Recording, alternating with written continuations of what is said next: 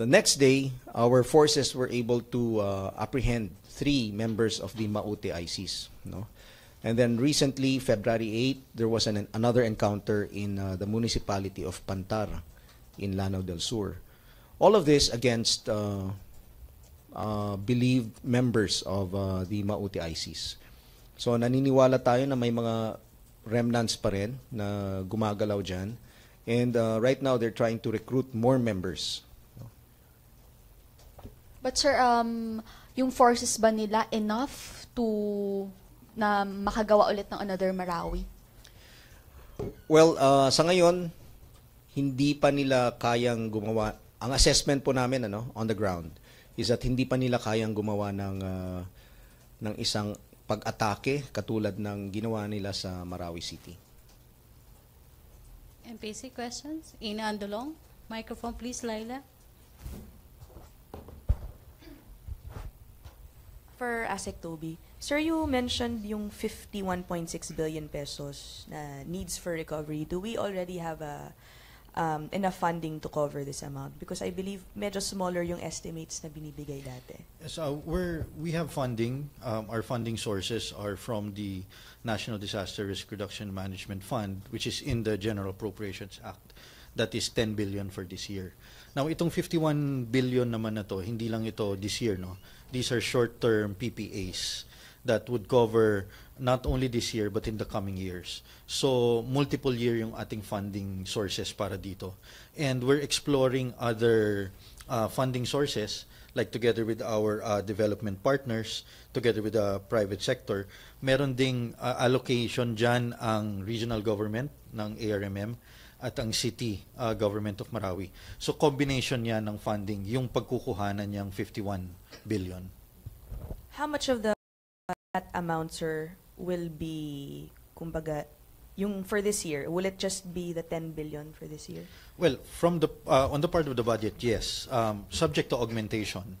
Of course, whenever we determine that we can already proceed with certain projects, we will request for augmentation in terms of the NDRM fund, no, to cover additional projects for the year. And the timeline, sir, is until what year? Well, we have short-term PPAs, no, which cover this year or perhaps until 2019, no, but definitely we have projects until 2022. And these are all being planned, and these are all going to be part of the Comprehensive Rehabilitation and Recovery Program, or the CRRP of Marawi, which we expect to be released by the end of the first quarter or in March. Foreign aid, sir, are we also considering... Kasama yan sa discussion, again, the resource mobilization, the finance and resource mobilization subcommittee or support group of the task force, they're still discussing this. Dahil maraming nag-express ng tulong, no? And we're discussing this, and idadovetail natin ito sa available resources at sa ating PPAs. Lastly, sir, are we still on track doon sa target to begin actual construction in Ground Zero by mid-April? Yes, our target is still mid-April to early May, no, for the groundbreaking for the MAA, no. Ito yung development of the most affected area. And the process is, the selection process to choose the developers is ongoing. Ilan yung bidder, sir?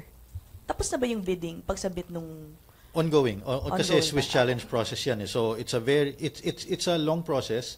It's a complex process where there will be unsolicited proposals, and these proposals would have to be evaluated, and eventually these proposals would have to be challenged. Yun yung tinatawag nating Swiss challenge. So this is a very tedious process, but the task force is doing it. There's a technical working group established under the task force, and there's also a selection committee that will finally recommend the developer that will undertake the development of the most affected area. Thank you, sir. Okay, question? MPC? Rosalie Cos. Hi, sir. Regarding po sa mga reports na nag-stop na raw po ng pagbibigay ng relief goods sa mga nasa evacuation centers, pwede po ba nating ipakiulat kung ano po yung katotohanan dun sa mga reports na yun? We haven't received any reports na natigil na, no. perhaps this is just a logistics issue na sa distribution process. Pero tuloy-tuloy ang ating pagbibigay ng tulong, pagbibigay ng relief sa ating mga IDPs. Again, we're not ending the relief phase, no, or the early recovery phase of this conflict, no. Patuloy ang ating pagbibigay ng relief sa kanila. I know that for a fact. So if there are issues na hindi nare-receive on time or baka kulang ang nare-receive, we will check on that, and thank you for raising that. But it may just be a distribution issue. Again, as I've said ever since, this is a continuing effort, at kung merong mga improvements na kailangan gagawin natin ito para sa ating mga IDPs. Pwede pong malaman kung ilan pa po yung nasa evacuation centers. And dun sa 10 billion budget for this year, magkano po yung nakalaan para sa relief assistance? Yung sa relief assistance, this will be coming from agency budgets, no. Mostly meron budgets ang ating mga line agencies para ipagpatuloy ang relief efforts. I don't have the exact figures as to the number of IDPs, but we have 67 evacuation centers still up, no. And in these 67 evacuation centers, now I just like to report that actually the chairman of the Task Force Bangon Marawi, Secretary Eduardo Del Rosario, he's been in Marawi since Wednesday. No, hanggang ngayon nandun pa rin siya sa Marawi in Iligan dahil nagko-consultation sila sa mga leaders ng IDPs sa mga evacuation centers, at full naman ang suporta nila at naipaparating naman sa ating leadership ng task force, no, ang kanilang mga pangangailangan. So I'm sure makakarating din yung issue na ni-raise ngayon, at definitely ipaparating ko yan personally sa ating task force leadership. Catherine? Sir Toby po. Sir, regarding sa temporary shelters, sabi po kasi ng NHA, ang target nila is by March makukumpleto na. May we know po kung ilang % na yung natapos as of March? Actually, as of March, ang target this March ay 1,100 transitional shelters. Yun yung total target dun sa barangay sa Gonsongan, no? At yun yung na-inaugurate na at patuloy yung paggawa ng transitional shelters doon, no? Meron nang na-identify na site 2, no, a second site for the transitional shelters, which is approximately 2 kilometers. 2 kilometers away from the most affected area. Meron lang mga inaayos na detalye regarding sa paggamit ng lupa, but this is the second site is a 15-hectare area site and could accommodate 1,300 additional transitional shelters. Questions? Sir, if I may. Colonel Browner. Yeah. Sure. Sir, with your permission, I have some figures po that I got from Task Force Bangon Marawi before coming over. So the number of IDP families remaining in evacuation centers is 60,892. And then the number of transitional shelters that have been completed is 850. 60,000 families, sir. Yes, ma'am. More than 60,000. Families as of February 7. Okay. MPC question? Kay Colonel Browner, sir, paano nyo ika-counter naman yung mga misinformation? Kasi nung panahon ng Marawi City, ang daming ganyan. Tsaka yan yung ginagamit pag-recruit. Yes, ma'am. Thank you for asking that question. Sa ngayon po, ay the people of Marawi City and Lanao del Sur are clamoring for more information. They want to know they want to know basically what the plan is for in the rehabilitation and recovery of Marawi City. So what we really need to do is to give them the right kind of information. Kaya nga po itong forum natin is very helpful. But we also need to have this kind of forum in Marawi City or Iligan City. So we are moving towards that. And also, by the way, the Task Force Bangon Marawi and PIA will be launching a radio program this week in Iligan City and Marawi City. This is aimed at giving the right kind of information so that we will be able to counter the fake news and the misinformation that is happening on the ground. Okay, thank you. Sheila? Microphone, Kat? Colonel, quick lang po. Yung groundbreaking sa April, I understand, dependent dun sa pag-clear nyo sa main battle area. How many % na po yung cleared as of now? Ang estimate po ng ating engineers is that about 60% of the area has been cleared already. However, dun po sa number of bombs that we have so far cleared is only 14 out of 70. No?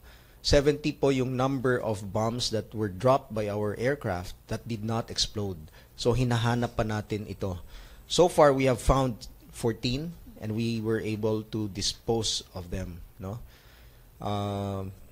However, yung pong area na 60% na sinasabi namin is the area covered by our EODs. No?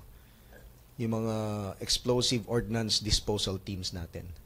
So we are working doubly hard to make sure that we meet that deadline. Para bago mag groundbreaking, we will be able to allow the developers to come in because the area has been cleared already. We have been requesting for some equipment so that we will be able to do the work faster. No? Okay. We have an director ko of DepEd will provide us an update on the status of our learners in the area.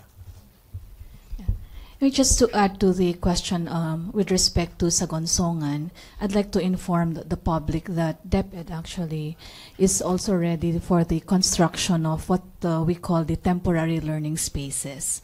We have committed, our partners have actually provided us the materials for the construction of the temporary learning spaces. Starting next week, the delivery will happen and construction will then commence. This is about 37 temporary learning spaces for the students to, for us to ensure the learning continuity of our students whose families will actually be transferred there.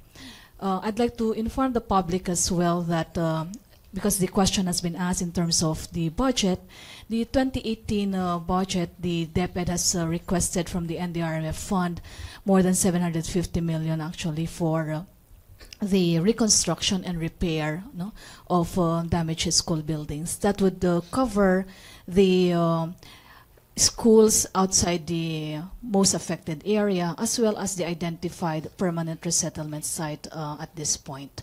So I'd like to ensure that 2 weeks ago, 2 or 3 weeks ago, DepEd has actually started also for the early registration, calling for the early registration for the next school year. So we'd like to assure the public that for the next school year, all schools within the outside the main battle area as well as in the permanent resettlement site, as long as there will be a school, there will be already the logistical requirements ready for the other agencies, we will follow suit and be able to have the opening of classes on time. Thank you.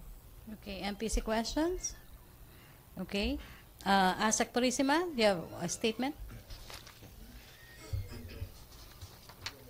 Thank you very much again for participating in this Bangon Marawi press conference. Thank you to our guests. For more news and stories about the efforts for the rehabilitation and recovery of Marawi City, you may visit www.bangonmarawi.com. Once again, we close this briefing with our own message to the affected communities of our conflict-torn city. Kasama niyo kami sa pagbangon ng Marawi.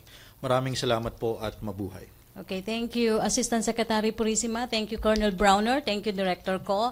Thank you, Malacanang Press Corps. Back to our main studio sa Radyo Pilipinas and People's Television.